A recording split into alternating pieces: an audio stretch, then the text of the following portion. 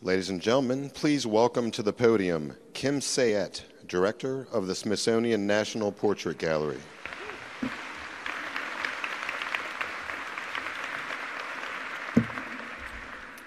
Good morning. My name is Kim Sayette, and it is my pleasure as Director to welcome you to the National Portrait Gallery at the Smithsonian Institution. Every commissioned portrait involves 4 people. The first person is the sitter, who already has a larger-than-life persona and may, understandably, be rather curious to see how his or her likeness will be captured in perpetuity. In a spirit, then, of building anticipation, I bid a warm welcome to the 44th President of the United States, Barack Obama, and his wife, former First Lady Michelle Obama, who we honor today.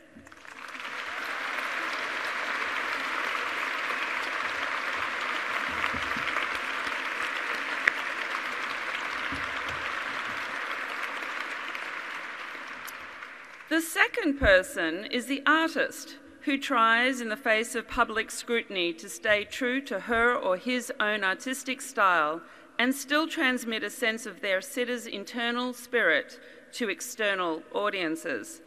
In many ways, as much a reflection of themselves as an insight into their subject, the portrait artist must remain unique and, to quote the poet Baudelaire, realize a character. In the spirit of that bravery, I am thrilled to welcome Kehinde Wiley and Amy Sherald into our collection. This museum had the pleasure of showing Kehinde's work in 2008 as part of the Hip Hop and Contemporary Portraiture exhibition. And Amy Sherald we celebrated in 2016 when she became the first woman to win our Outwin Buchiva portrait competition. Kehinde and Amy are taking the best of portraiture traditions and adding a fresh layer by absorbing the influence of fashion, music, hip-hop, pop culture, and painterly inventiveness. Together, they are transmitting the energy of urban America into the contemplative spaces of high culture, and I, for one, am thrilled. The third person involved in making a commission is the patron.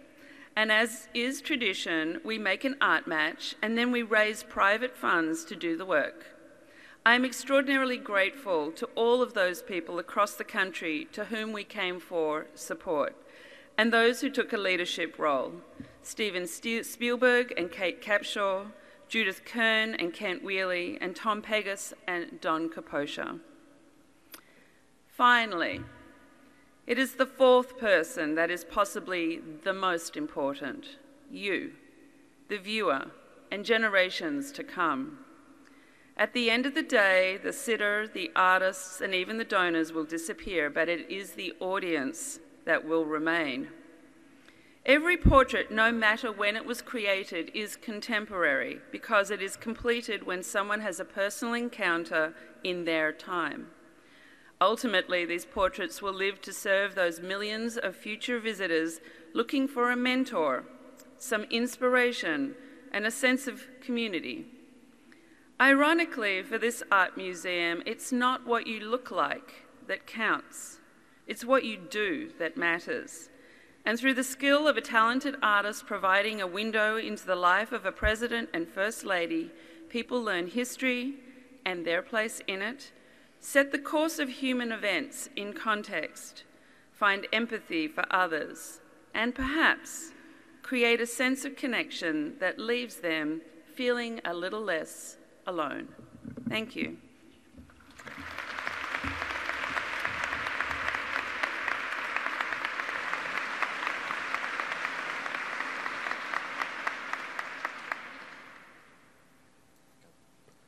Ladies and gentlemen, please welcome to the podium David Skorton, Secretary of the Smithsonian Institution.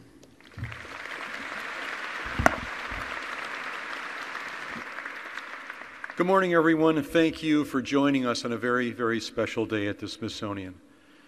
President Obama, Mrs. Obama, Vice President Biden, Amy, Kehinde, Kim, Provost John Davis, regents, commissioners, and distinguished guests.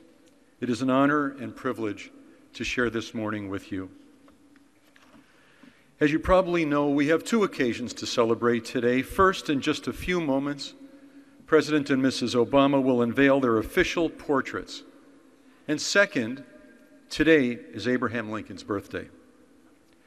What you may not know is that President Lincoln once credited a portrait with getting him elected.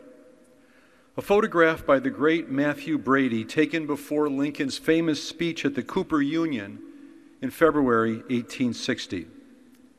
For many Americans, in 1860, this was the only Lincoln they knew. The Brady image appeared on the cover of Harper's Weekly, in newspapers across the country, and on buttons and leaflets throughout the campaign. Today, that photograph is on display here at the National Portrait Gallery. Lincoln may have given Brady too much credit. There were probably a few other reasons he won the presidency. For example, I hear he was a pretty good speaker. But his comment reflected something that was true back then and remains true more than a century and a half later. Presidential portraits have a particular power to capture the public imagination, to move people to think about America's leaders and indeed American society itself in new and unexpected ways. This is why the Portrait Gallery has been collecting presidential portraits for 50 years, and it's why we have expanded that collection to include our nation's First Ladies. We are excited to continue both of those traditions today. And I want to stop for a moment and ask you to join me in recognizing the ongoing innovations of Portrait Gallery Director Kim Sayat and her magnificent colleagues who are continually reimagining ways in which the Portrait Gallery can inform and inspire the American public and beyond. Kim, congratulations.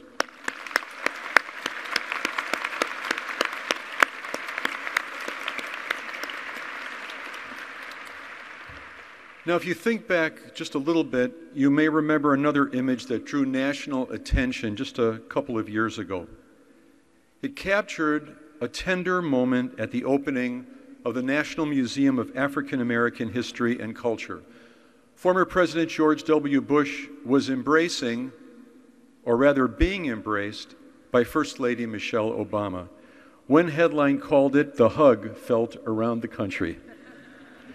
I can only speculate as to what exactly made that image so moving to so many people.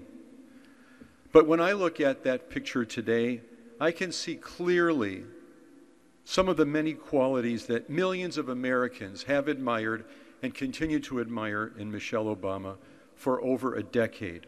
Her warmth, her kindness, her ability to connect in real and meaningful ways with virtually everyone she encounters. As the first African American woman to serve as First Lady, Michelle Obama blazed a trail for women and girls of color and inspired countless women and men and children across the United States and around the world. During her 8 years in the White House, she was a tireless advocate for causes that transcend partisan politics, fighting to end childhood obesity, encouraging young people to pursue higher education, supporting our service members and their families, and working to ensure that girls around the world can and will go to school. Even more impressive, she did all of this while raising two remarkable daughters and did it always with good humor and grace.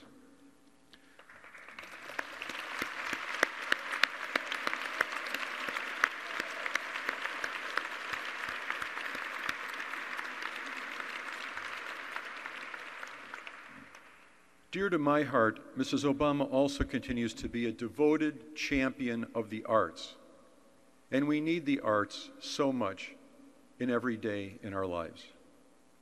As First Lady, she helped give African American artists a greater presence on the walls of the White House, a commitment that her selection of Amy Sherald to paint her portrait reflects, and one that we at the Smithsonian here are so proud to share. And now it is my honor and privilege to invite Mrs. Obama and Amy Sherald to unveil the portrait.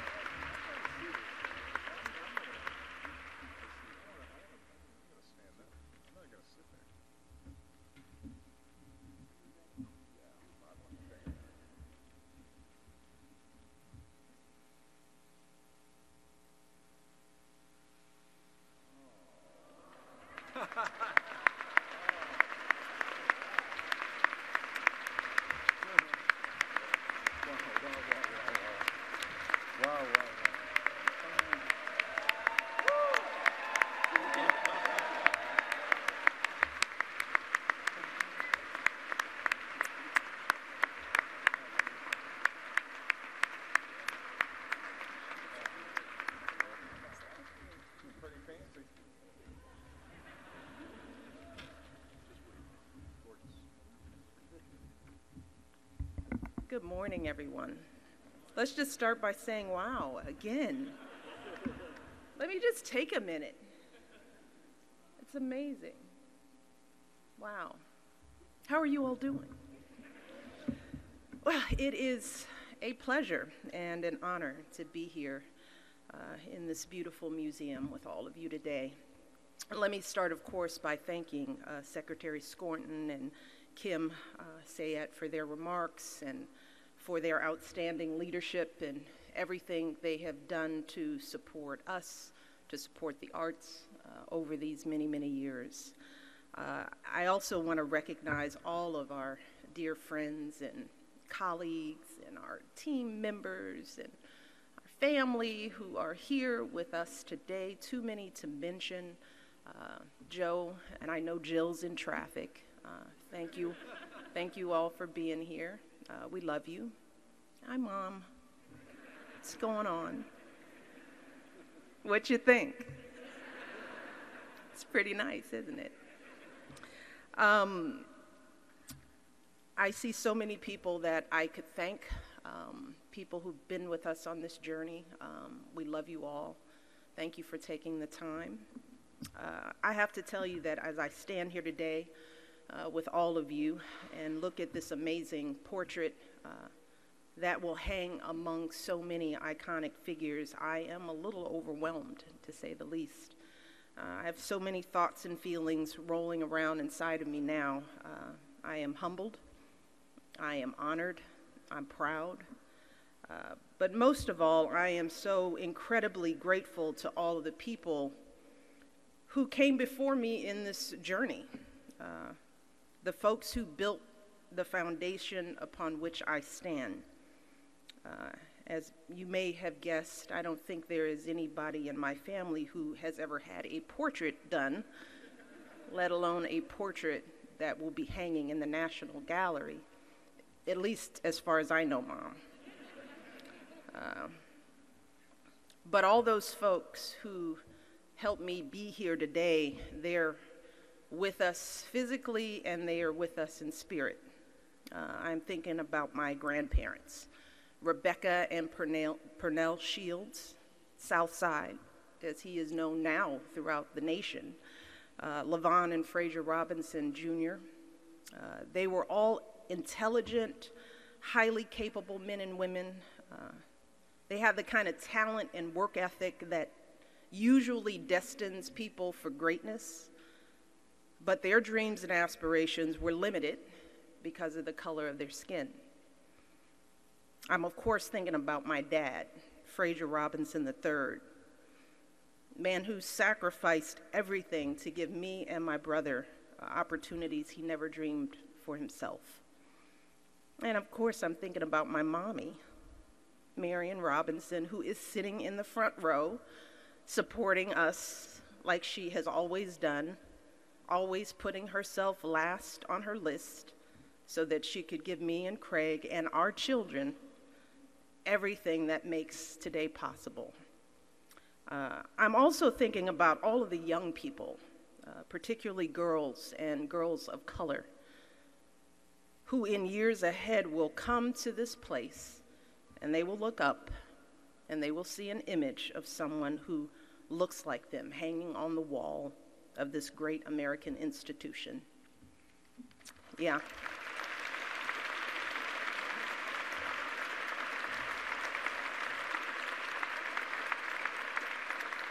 And I know the kind of impact that will have on their lives because I was one of those girls. And when I think about those future generations and generations past, I think again, wow, what an incredible journey we are on together in this country. We have come so far. And yes, as we see today, we still have a lot more work to do. But we have every reason to be hopeful and proud. And I am truly grateful to have had the opportunity to stand alongside my husband and play a very small part in that history and in that future. But I'm even more proud of the extraordinary woman and artist who made this portrait possible. Amy Sherrill. Not yet. I got more to say about you, girl. Now, Barack and I had the privilege of considering a number of outstanding portraitists, and I want to thank Bill Allman, Thelma Golden, Michael Smith, our team. We love you guys. I know you're out there, who guided us every step of the way. Oh, there you go. Of course, I could see you guys, but thank you. They guided us through every step of the way through this process. We never could have done this without you because you not only know your craft and all these folks, but you know us intimately. You knew what we were looking for and what we wanted to say. So thank you three, the dynamic trio. And with their help, we narrowed down the field to a few key artists who Barack and I then interviewed. And each of these artists had to walk into the Oval Office. Yikes. And I almost wanted to start off each conversation by apologizing for putting them through this process. I mean, just to get this job, they had to come to the White House, to the Oval Office, and get grilled by the President and First Lady. I'm sorry. I'm so sorry. So it wasn't lost on us how unnerving this experience was for each and every one of them. And when Amy came in, and it was her term, I have to admit that I was intrigued. I was intrigued before she walked into the room. I had seen her work, and I was blown away by the boldness of her colors and the uniqueness of her subject matter. So I was wondering, who is this woman? And she's so cute, too.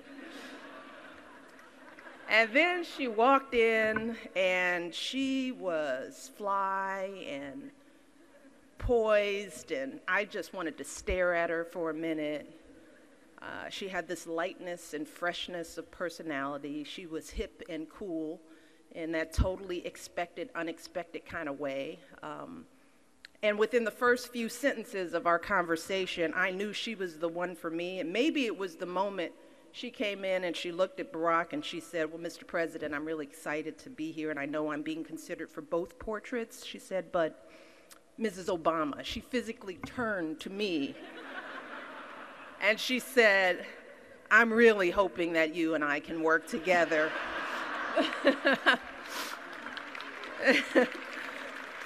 And after that, she and we started talking, and Barack kind of faded into the woodwork. And, you know, there was an instant connection, that kind of sister-girl connection that I had with this woman. And that was true all the way through the process, which is a good thing, because when someone is doing your portrait, they spend hours staring at you.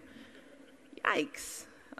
It's very intimate, the experience, so you really have to trust the person and feel comfortable enough to let yourself go. And Amy made that possible for me. We had that connection.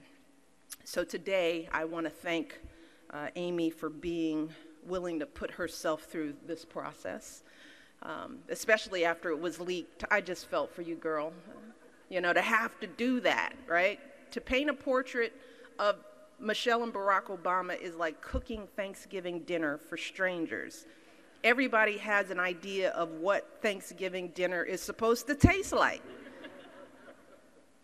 the dressing that you love is the dressing you love. You don't want other stuff in it. And that's what it's like. People know what they feel and think and how they see us. So Amy had to interpret that and do it under the spotlight. So I can only imagine that it's been a little stressful for her, but she has handled it with all with remarkable poise and grace, which I think tells you a lot about who she is. She is obviously a woman of extraordinary talent, and it is thrilling to see her getting the recognition she deserves with all the awards and the calls from museums and buyers lining up to purchase her work. But even more important, Amy is a woman of extraordinary character and strength. Her path has been strewn with obstacle after obstacle. She's faced life-threatening medical conditions of her own. She's made tremendous sacrifices to care for the people she loves. She's endured the heartbreak of losing some of those that she's loved, and all through it, she kept going. All along, she stayed faithful to her gifts. She refused to give up on what she had to offer to the world. And as a result, she is well on her way to distinguishing herself as one of the great artists of her generation. It was a total joy.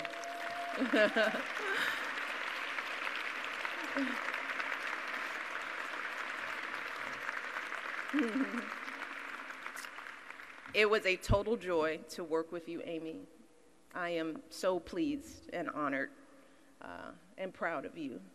So it is my honor to introduce Amy to all of you today, the woman who created this beautiful portrait, Amy Sherrill.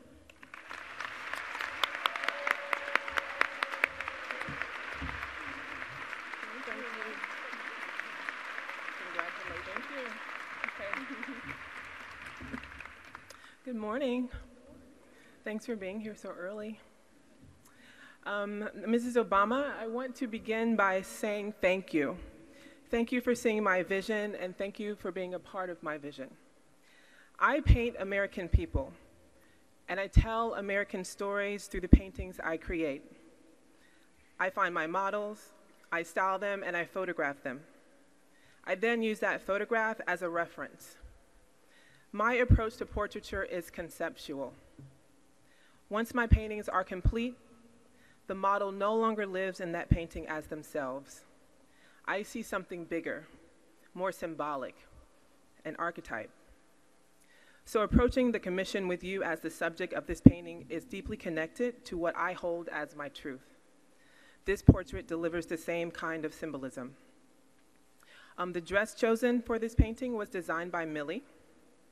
It has an abstract pattern that reminded me of the Dutch artist Piet Mondrian's geometric paintings. But Millie's design also resembles the inspired quilt masterpieces made by the women of Gee's Bend, a small, remote Black community in Alabama, where they compose quilts in geometries that transform clothes and fabric remnants into masterpieces. Photographer and historian Deborah Willis wrote, "You have engaged the imagination of a new generation of writers and artists as we chronicle the commanding role you played in American visual culture." Mrs. Obama, you are omnipresent in that way. You exist in our minds and our hearts in the way that you do because we can see ourselves in you. The act of Michelle Obama being her authentic self became a profound statement that engaged all of us. Because what you represent to this country is an ideal. A human being with integrity, intellect, confidence, and compassion.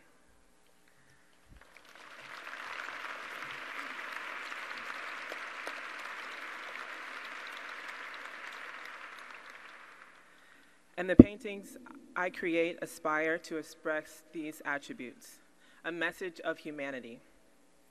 And I like to think that they hold the same possibilities of being read universally. So I will always be grateful for this enormous opportunity to work with you.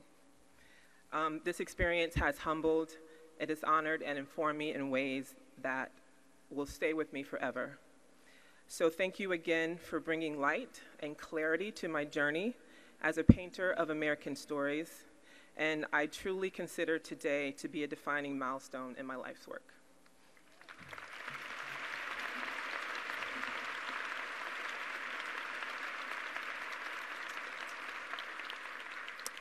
And I just want to say, without crying, a quick thank you to my mom for supporting me all the way through.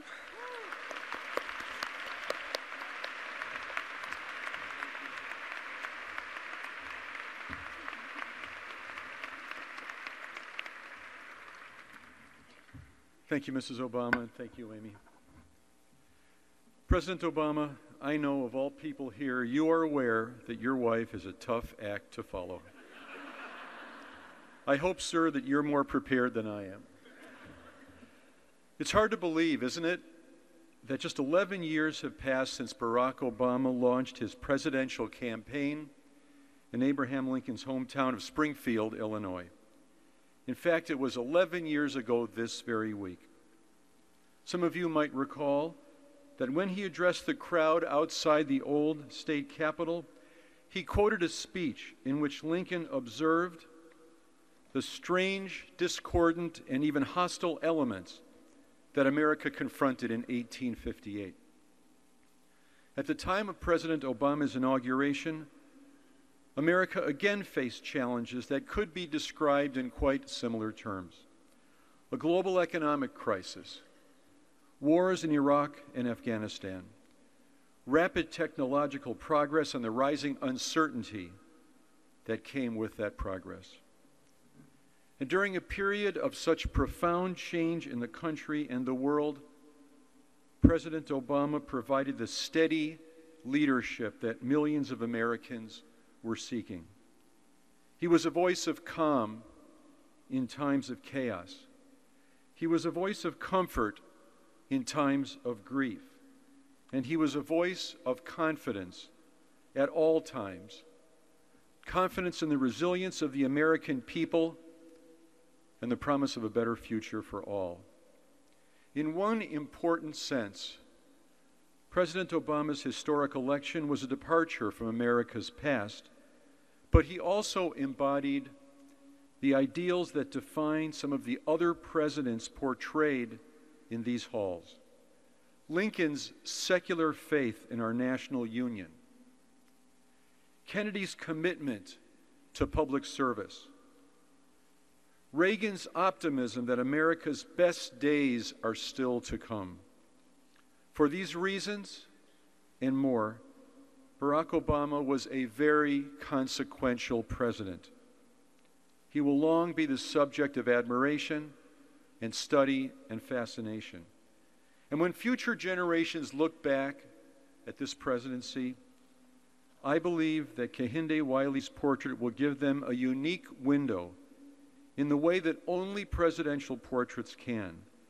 A window into both the man and the moment when he led with such distinction. And with that, please join me in inviting President Barack Obama and Kehinde Wiley to unveil the portrait.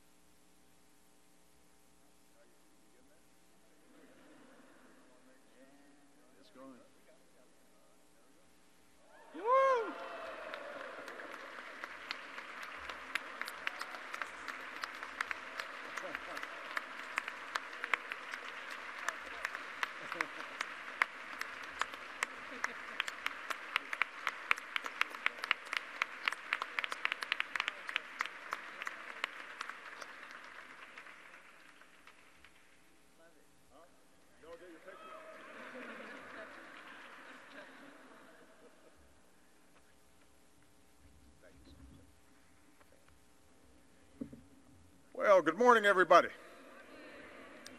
It is wonderful to see all of you. How about that? That's pretty sharp.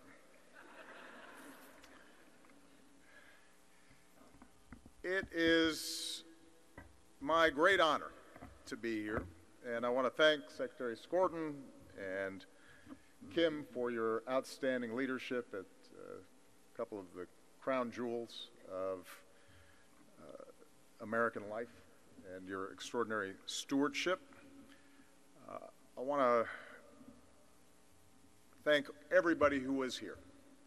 Michelle and I are so grateful for the friends and family and former staff and current staff who have taken the time to be here and honor us in this way and soak in the extraordinary art that we're seeing here.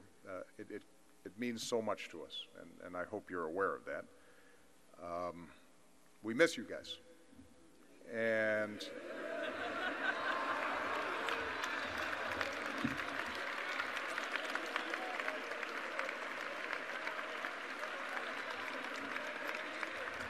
we miss you guys, and we miss the way those who worked with us on this incredible journey carried yourselves and worked so hard to make this country a better place. Amy, I want to thank you for so spectacularly capturing the grace and beauty and intelligence and charm and hotness of the woman that I love.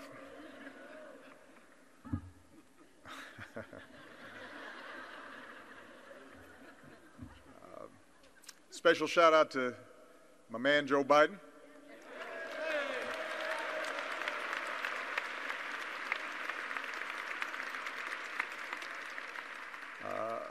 An even more special shout out to my mother-in-law, who in addition to providing the hotness genes,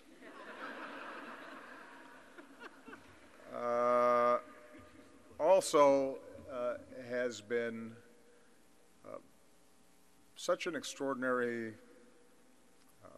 rock and foundation stone for our family, and we are so grateful to her. We love her so much.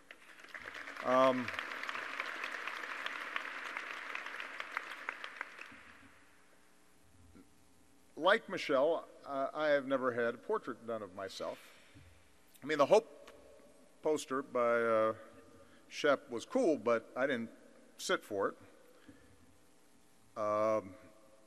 Nobody in my family tree, as far as I can tell, had a portrait done. I do have my high school yearbook picture, which is no great shakes. And so when I heard that this was part of the tradition, I didn't quite know what to do. Michelle and I were somewhat confused. We were lucky to have some extraordinary friends and people with exquisite taste, Bill Ullman, Thelma Golden, and Michael Smith, who gave us the assist and helped us to consider a whole range of artists, and we had an immediate connection with the two artists that are sitting here today. I think it's fair to say that Kehinde and I bonded, maybe not in the same way, this whole sister girl, thing. I mean, we shook hands, we were, we had a nice conversation. He and I make different sartorial decisions.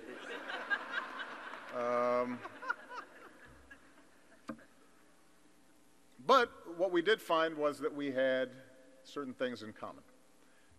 Both of us had American mothers who raised us with extraordinary love and support. Both of us had African fathers who had been absent from our lives, and in some ways our journeys involved searching for them and figuring out what that meant. I ended up writing about that journey and channeling it into the work that I did because I cannot paint. I'm sure that Kehinde's journey reflected some of those feelings in his art. But what I was always struck by whenever I saw his portraits was the degree to which they challenged our conventional views of power and privilege, and the way that he would take extraordinary care and precision and vision in recognizing the beauty and the grace and the dignity of people who are so often invisible in our lives, and put them on a grand stage, on a grand scale, and force us to look and see them in ways that so often they were not.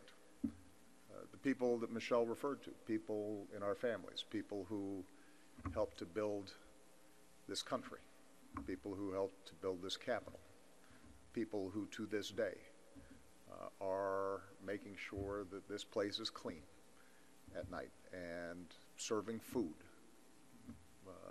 and taking out the garbage and doing all the other stuff that makes this country work, so often out of sight and out of mind.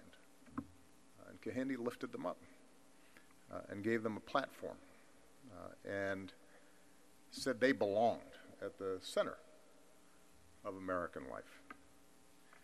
And that was something that moved me deeply, because in my small way, that's part of what I believe politics should be about, is not simply celebrating the high and the mighty and expecting that the country unfolds from the top down, but rather that it comes from the bottom up. Families all across America who are working hard and doing their best and passing on the wisdom and resilience and stories to their children in the hopes that their lives will be a little bit better.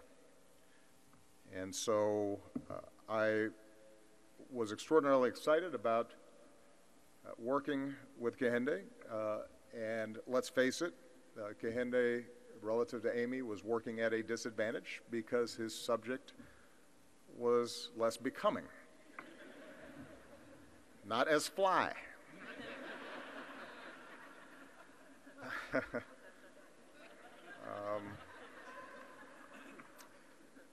And I want to say that it was, although those, Michelle always used to joke, I am not somebody who's a great subject. I don't like posing. I get impatient. I look at my watch. I think this must be done. One of those pictures must have worked. Why is this taking so long? So it's pretty torturous trying to just take a picture of me, much less paint a portrait. I will say that working with Kehinde was a great joy. And he and his team made it easy. Kehinde, in the tradition of a lot of great artists, actually cared to hear how I thought about it before doing exactly what he intended to do.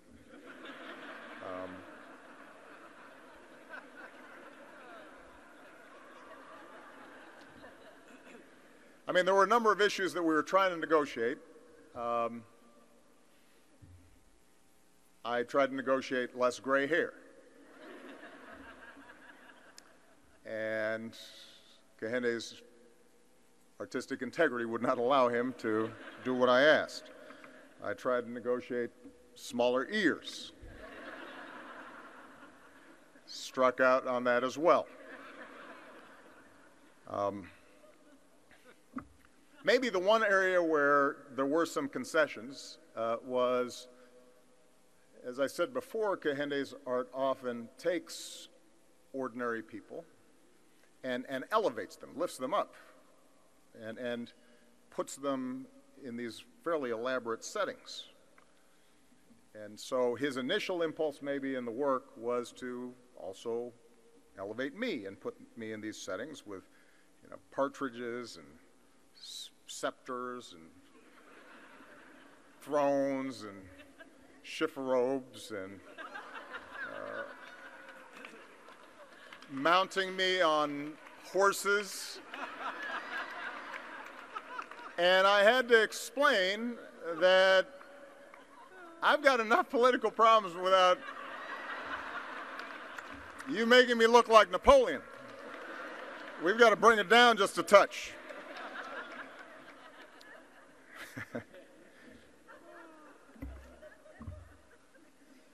And that's what he did.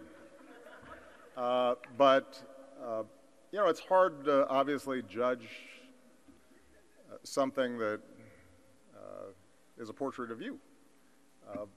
But what I can say unequivocally is that I am in awe of Kehindi's gifts and what he and Amy have given to this country and to the world, and we are both very grateful to have been the subject of their attention for this brief moment. So, Mr. Kehinde Wiley.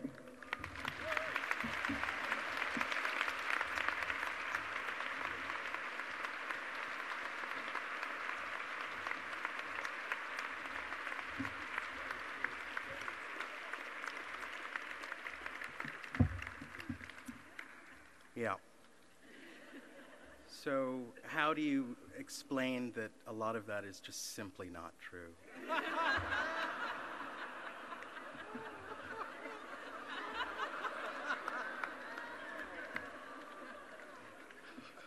What is true is that this is an insane situation. To be able to stand on this stage and to look out at this crowd and to have this level of adrenaline flowing through my blood tells me that something special is going on. My whole life is driven by chance. Much of the work that I'm known for is just chance-driven, complete strangers in the streets. Trying to find people that have a sense of grace, some sort of je ne sais quoi, something that you feel will translate on a painting, on a museum wall. It's something that you know when you see it. You don't quite know what it is. And people are minding their own business, trying to get to work often, and I'll tap them on the shoulder and I'll say, do you mind if I paint you? Most people say no. It's tough in the streets to get people to recognize what the import or the gravity of art is. My job has been to slowly take these moments of chance and to try to weave them into something that means something in the language of art history. These big museums like this are dedicated to what we as a society hold most dear. Great curators, their jobs are to be the guardians of culture, to say this is what we as a people stand for. You know, growing up as a kid in South Central Los Angeles, going to the museums in LA, there weren't too many people who happened to look like me in those museums, on those walls. So as the years go on, and as I try to create my own type of work, it had to do with correcting for some of that, trying to find places where people who happen to look like me do feel accepted or do have the ability to express their state of grace on the grand narrative scale of museum space. Well, that sense and that obsession with chance has gotten me here in a very strange chance sense. You, Mr. President, have found something in what I do and what my purpose has been as a creator, as a thinker, as a painter, to be able to project out into the world this urge, this itch, this desire to see something corrected for. It seems silly. It's colored paste. It's a hairy stick. You're nudging things into being, but it's not. I mean, this is consequential. This is who we as a society decide to celebrate. This is our humanity. This is our ability to say, I matter. I was here. The ability to be the first African-American painter, to paint the first African-American President of the United States is absolutely overwhelming.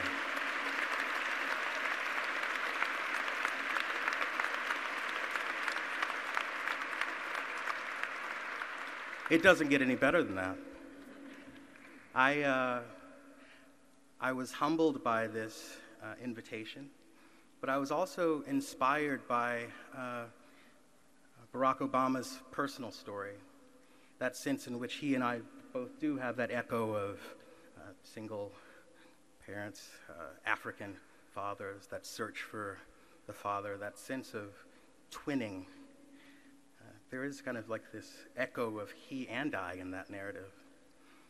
When you look at this painting, there's sure an amazingly handsome man seated in the fore, but there's also botanicals that are going on there that nod towards his personal story.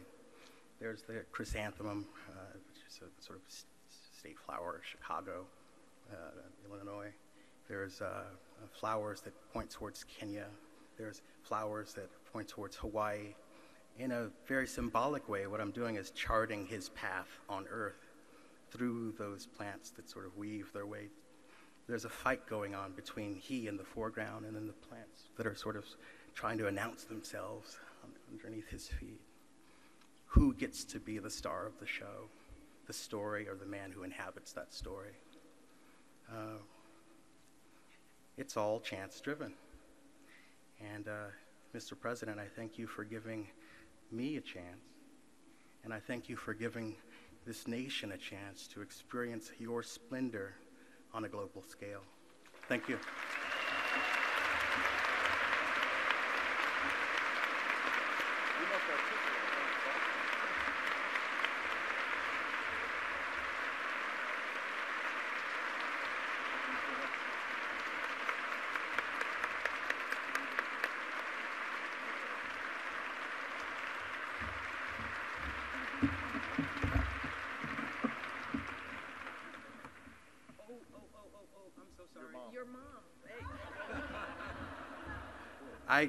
You got it dead on.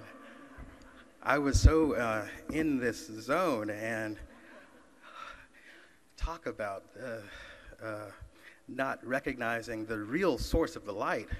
My mother, Freddie Mae Wiley, can you please stand? There is nothing I can say.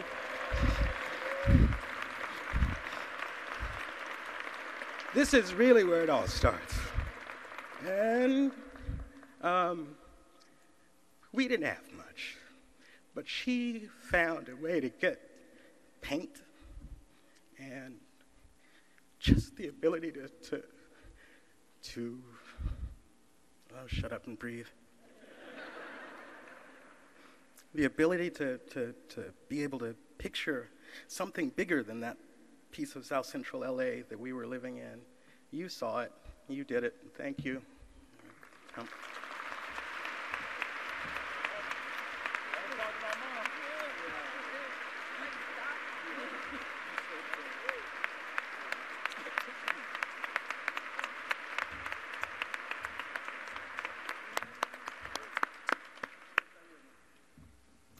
Congress founded the National Portrait Gallery to collect and display the portraits of those who have made a significant contribution to America's history and culture. This year marks our 50th anniversary, and as Secretary Skorton mentioned, today, February the 12th, marks President Lincoln's 209th birthday.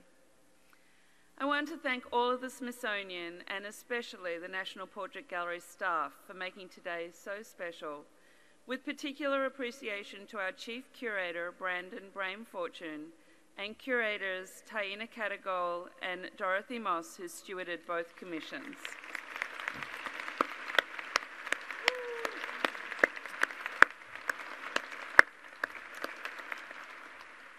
I sincerely hope that all of you here today will agree that the Portrait Gallery has an extraordinary mission to visualize the motto on the Great Seal of America, E pluribus unum, out of many, one. We hope that you continue to support our work, starting with this moment, by posting on social media using the hashtag MyNPG. Don't hold back on your excited, celebratory, and awestruck praise, everybody. So I now invite President and Mrs. Obama, Kehinde Wiley and Amy Sherald over to their portraits for 2 photographs. The first in front of the paintings with the artists and the second with all of those on stage. Where do you want us? In front? Yes, in front of the pictures. Yeah. Whichever way you like. Are you taking a picture, baby? How do you want it? I think on either side of your picture would be great. So can Why don't we do it this way? here? Yeah. And then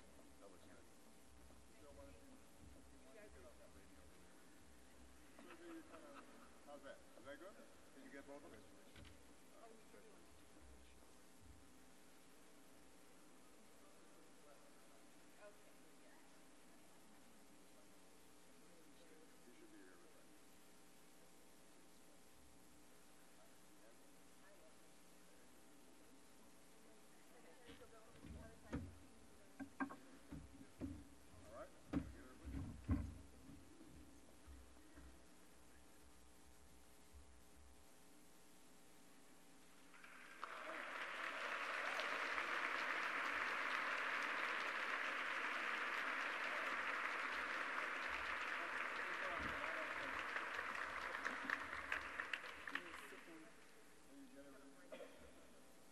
You guys got everything you need? This is what I mean about it.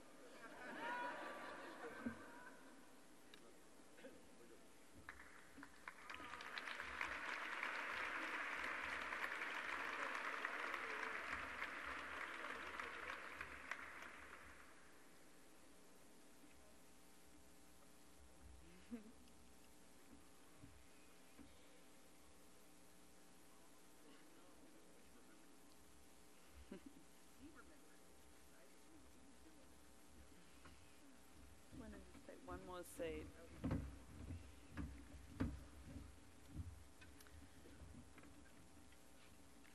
So in closing, I want to leave you with some of President Lincoln's words to remind us that what we do in life, no matter who we are, counts.